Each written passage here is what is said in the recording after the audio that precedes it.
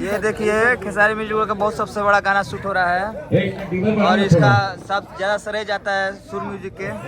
Venice लगा है, एरी Alexa लगा है, जिमी जीप लगा है, आर्टिस्ट है। सबसे बड़े कैमरा महंगा कैमरा मैन बैठे हैं हमारे प्रिंस जी हैं।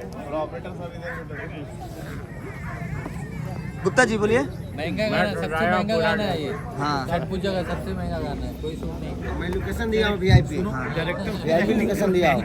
डायरेक्टर खुद एक्टिंग कर रहे हैं। हाँ रेडी। हाँ हम लोग भी देखें।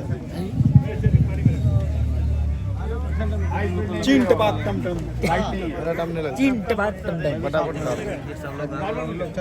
चिंट बात टम टम। छठ का गाना है इसमें। जय छठी मैया। सब लोग मनाओ कि छठ जय छठी गाना जय छठी मैया। ऊपर हिट हो। डबल एक दिन में कम से कम 10 मिलियन हो जाना। क्या कहना चाहते हैं भैया आप? तो दोस्तों ये जो गाना है बहुत प्यारा गाना शूट हुआ है, बहुत ही प्यारा गाना शूट हुआ है। जैसे ही आप लोगों के बीच रिलीज होगा एकदम गर्दा मचा देगा गर्दा। भैया हमारे साउंड वाले भैया हैं, रवि भैया देखिए, प्रकाश भैया वहाँ पे देखिए। अरे जियो